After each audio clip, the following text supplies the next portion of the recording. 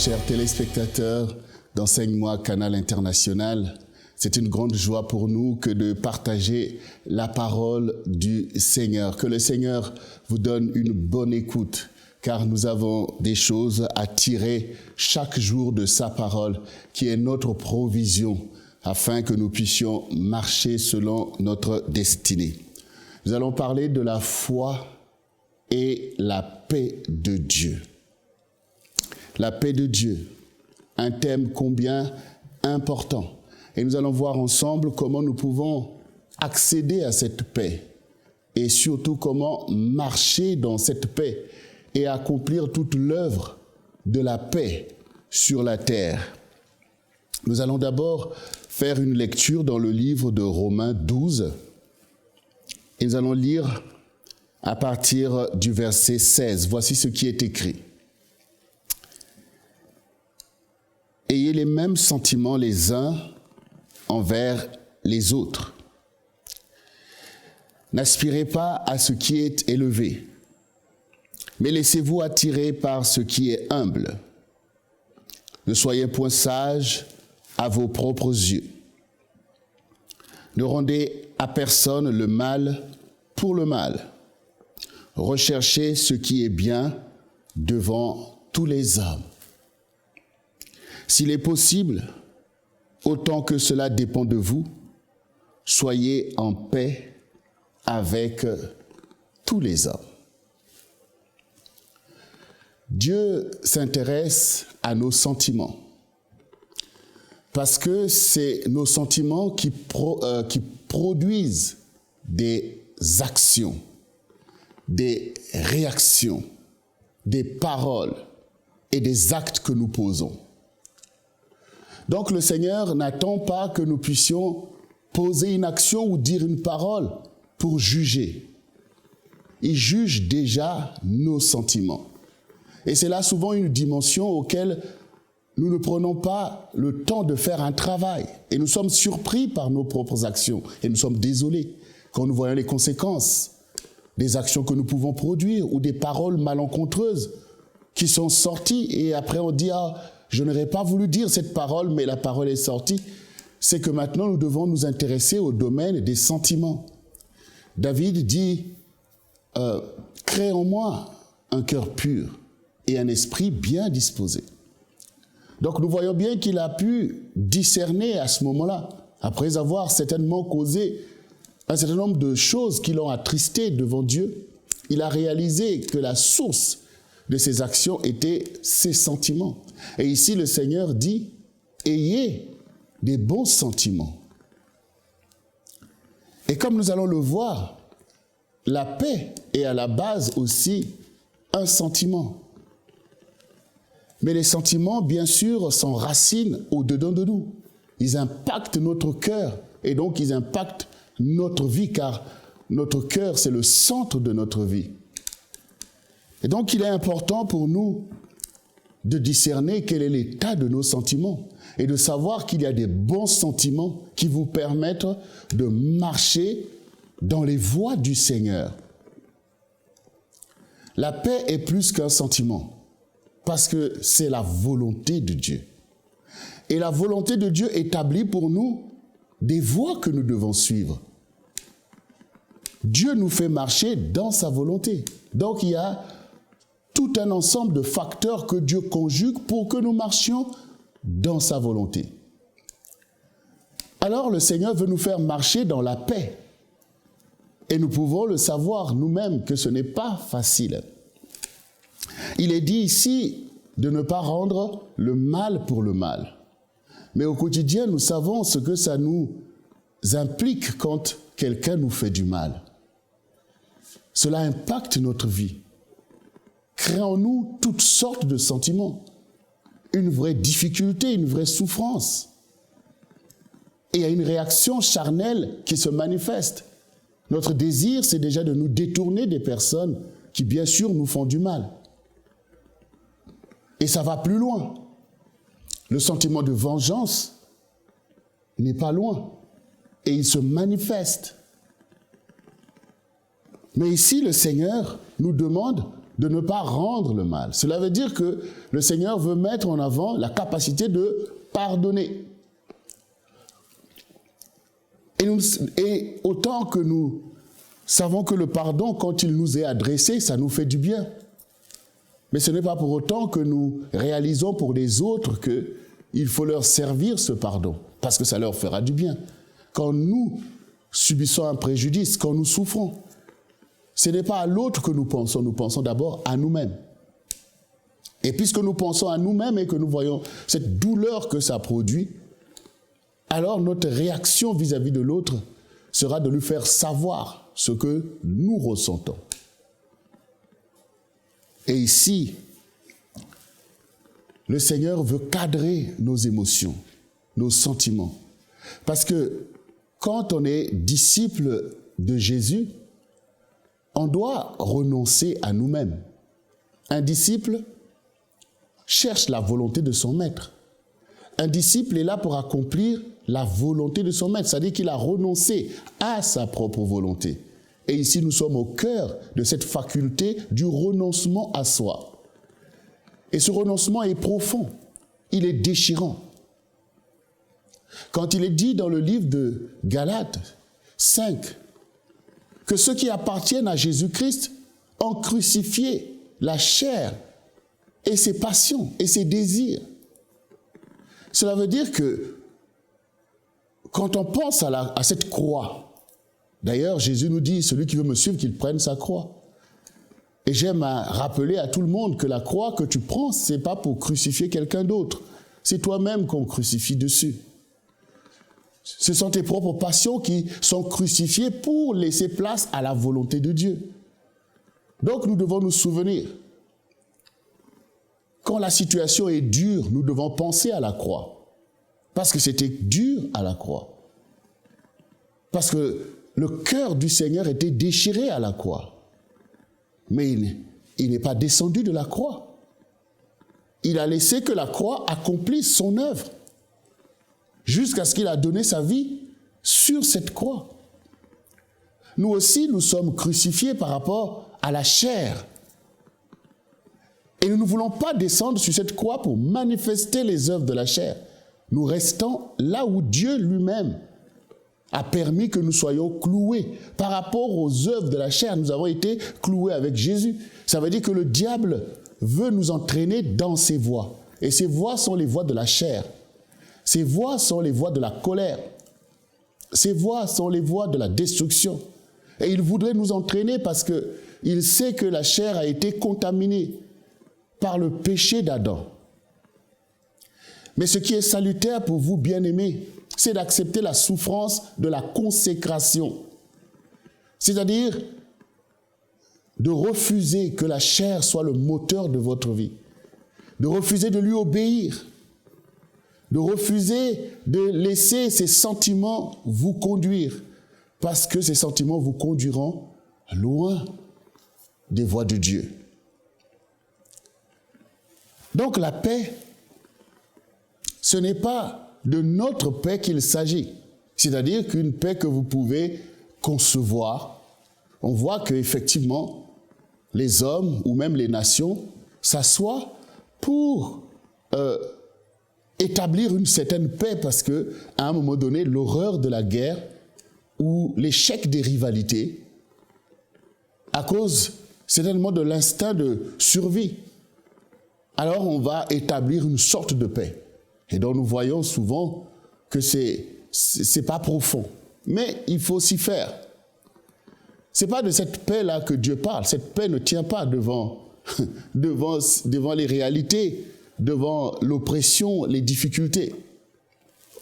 Et nous connaissons tous cette parole dans le livre de Jean 14, le verset 27, où le Seigneur dit « Je vous laisse ma paix.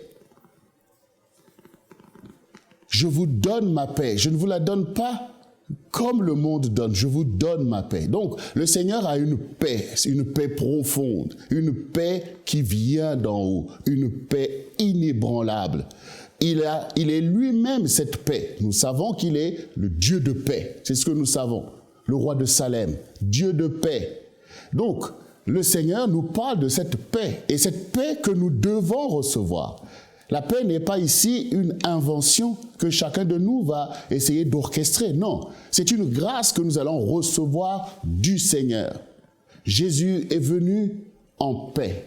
Et la paix, c'est ce qui permet à l'amour de s'exprimer véritablement. Car sans cette paix, l'amour que Dieu a mis dans votre cœur ne pourra pas s'exprimer et donner toute sa valeur.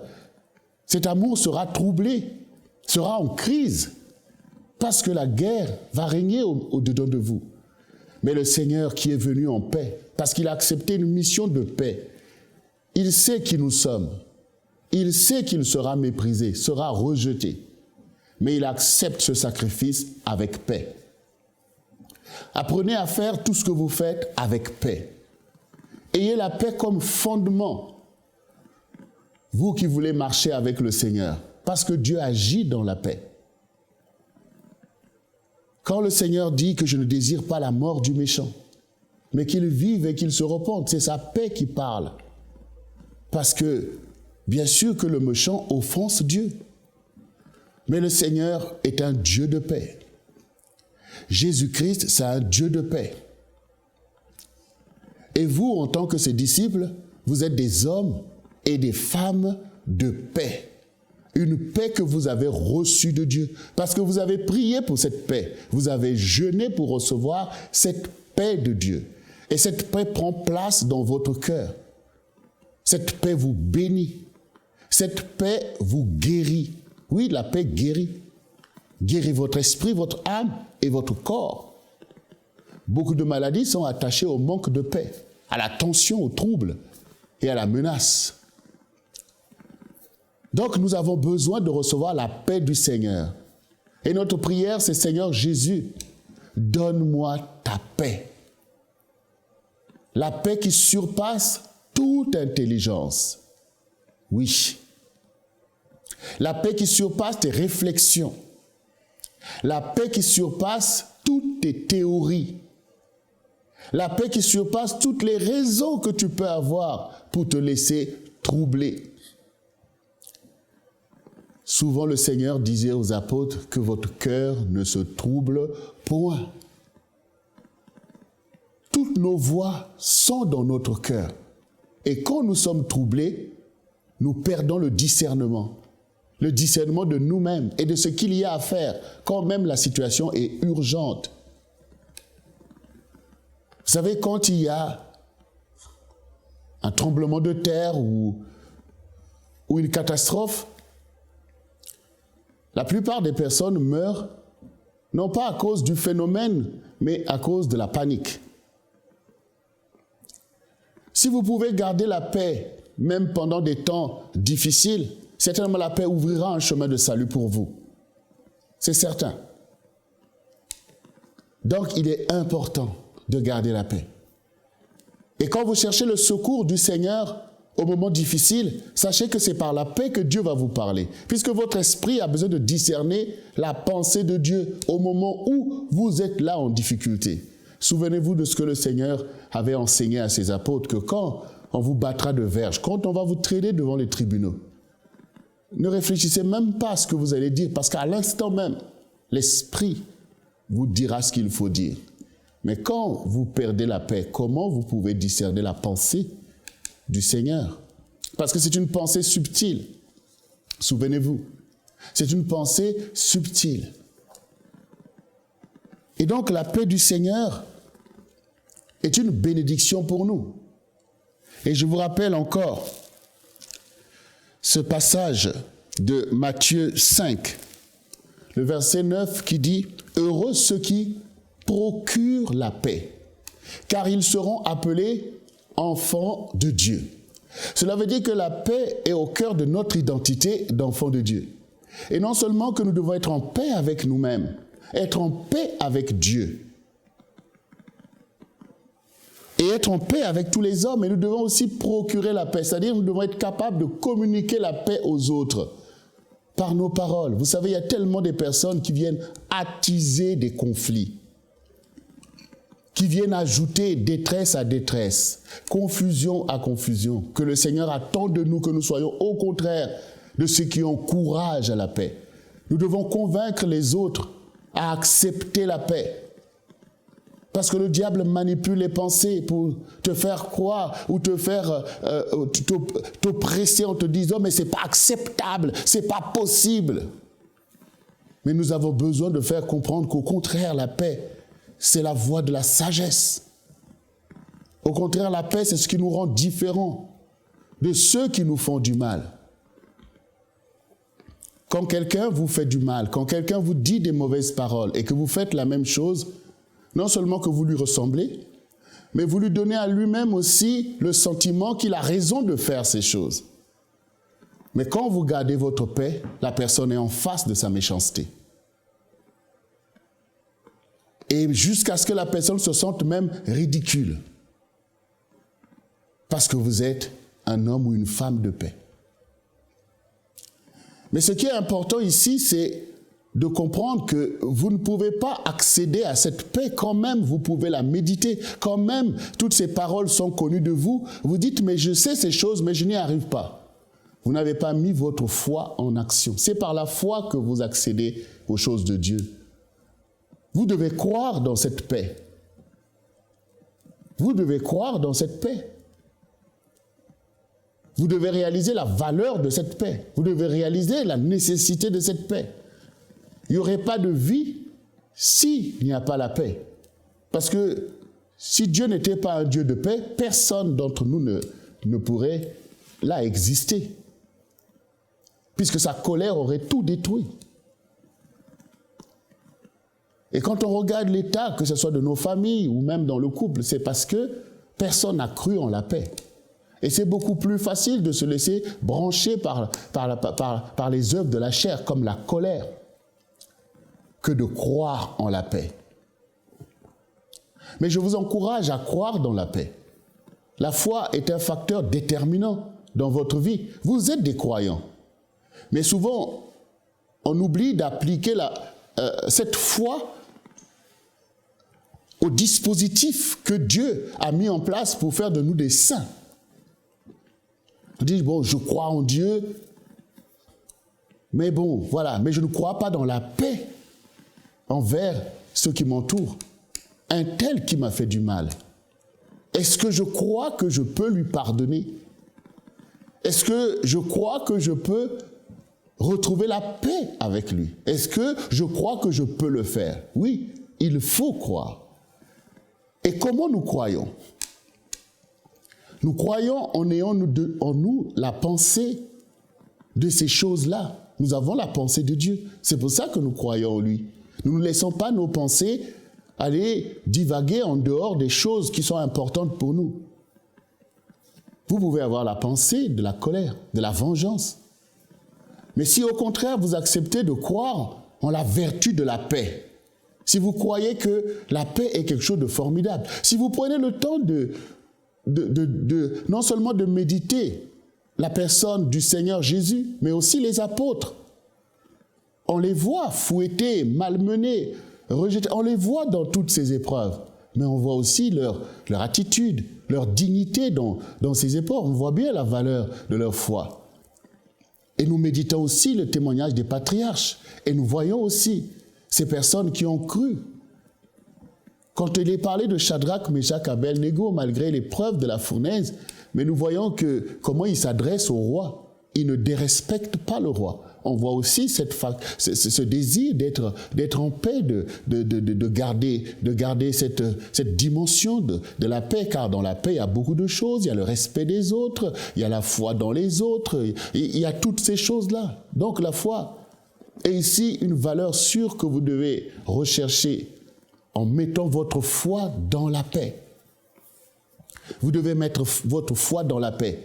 Il faut croire dans la vertu de la foi. Quand la guerre éclate, comme on a pu le voir dans les nations, ou même les guerres mondiales, on voit bien que la folie peut gagner, peut ravager. On peut se mettre à penser que l'autre doit disparaître. Vous n'avez pas le droit de penser que quelqu'un ne devait pas exister, fût-il un méchant. Parce que Dieu l'a fait exister. Et c'est Dieu qui détient le jugement. Le manque de paix vient souvent du fait que nous jugeons. Quand vous jugez quelqu'un, vous êtes obligé de prendre un arrêt sur lui. Donc vous allez le condamner. Et quand vous avez posé une condamnation, vous êtes tenté de l'exécuter. Voyez comment on s'éloigne de la paix et qu'on s'engage sur la voie de la colère, de la haine et même de la destruction. Et nous voyons des gens qui font du mal, qui attentent à la vie des autres pour un préjudice qu'ils ont subi. Maintenant, bien-aimés, nous sommes les disciples de Jésus-Christ. Et si le monde est encore là, c'est à cause de l'Église. Parce que le Seigneur accompagne l'Église. L'Église est là pour la paix. L'Église est une ville bâtie sur la montagne pour éclairer toute la vallée. Et vous êtes vous-même les membres de cette Église, l'Église universelle, que constituent les vrais croyants en Jésus-Christ, ceux qui aiment le Seigneur et qui cherchent son avènement, ceux qui poursuivent sur la terre la connaissance de la vérité.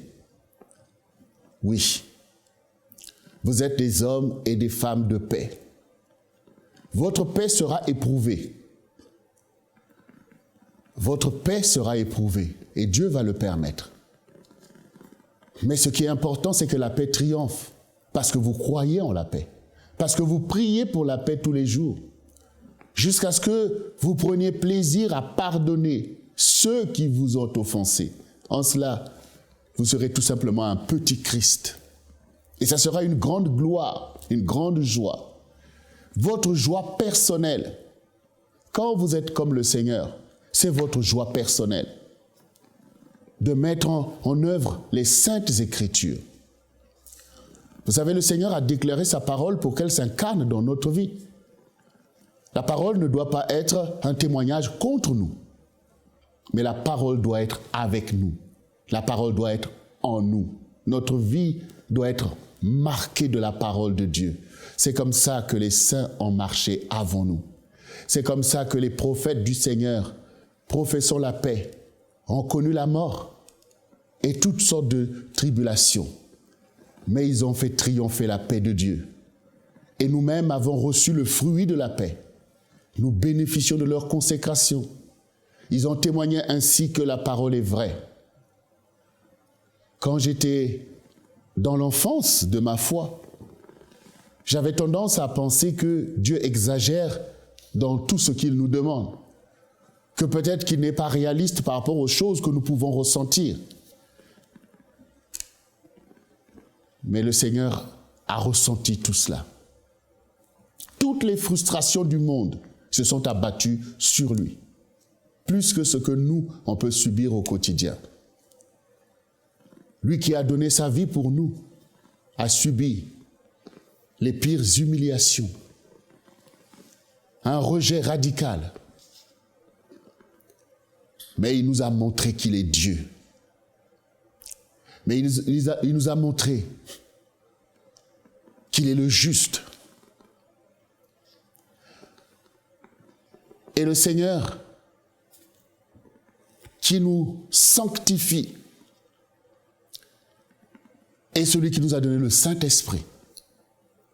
Et le Saint-Esprit véhicule en nous les sentiments qui étaient en Jésus-Christ. Le Saint-Esprit nous donne la paix du Seigneur. Maintenant, bien-aimés, ce fondement est en vous. Marchez sur ce fondement. Et dès maintenant que vous entendez cette parole, n'attendez pas. Pour ouvrir votre cœur à la paix, notamment par la clé du pardon, il faut pardonner. Et soyez désolés d'avoir gardé le cœur fermé vis-à-vis de tierces personnes, de quelques personnes qui vous ont offensé. Sachez que vous aussi, vous avez offensé Dieu. Sachez que vous aussi, vous avez offensé quelqu'un. Mais Dieu, qui touche aussi des cœurs en votre faveur, touchera votre cœur en faveur des autres. Nous sommes là les uns pour les autres. Et Dieu nous demande des comptes quant à ceux qui nous entourent. Et si nous n'avons pas la paix vis-à-vis de ces personnes, nous n'aurons aucune influence sur eux. Mais quand vous gardez votre paix, même les personnes qui vous ont fait du mal finiront par vous écouter parce qu'ils ont remarqué que vous n'avez pas rendu le mal pour le mal. Bien-aimés, la paix, c'est le fondement sur lequel nous pouvons accomplir notre destinée. La paix, c'est l'allié de votre ministère. La paix, c'est l'instrument que vous allez utiliser pour rendre les autres meilleurs. Et surtout, la paix, c'est un rempart contre les œuvres de Satan. Satan vise à détruire non seulement votre vie, mais la vie qui vous entoure, la vie de votre famille, la vie de votre couple.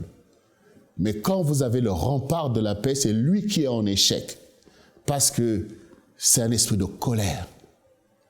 Alors maintenant que le Seigneur vous fasse grâce de renoncer à la colère, de renoncer à toutes ces choses, de ne pas prêter foi à l'irritation que vous pouvez ressentir, mais par cette paix, tout cela sera apaisé. Dieu va calmer la tempête de vos passions parce que vous croyez en la paix. Et la paix produira une grande bénédiction. La paix fera que les gens soient toujours autour de vous. La paix, c'est ce qui fait votre identité. Heureux ceux qui procurent la paix, car ils seront appelés enfants de Dieu. Vous êtes les enfants de Dieu. Notre génération a plus que jamais besoin de paix. Nous voyons la guerre qui éclate, nous voyons des bombes qui sautent partout.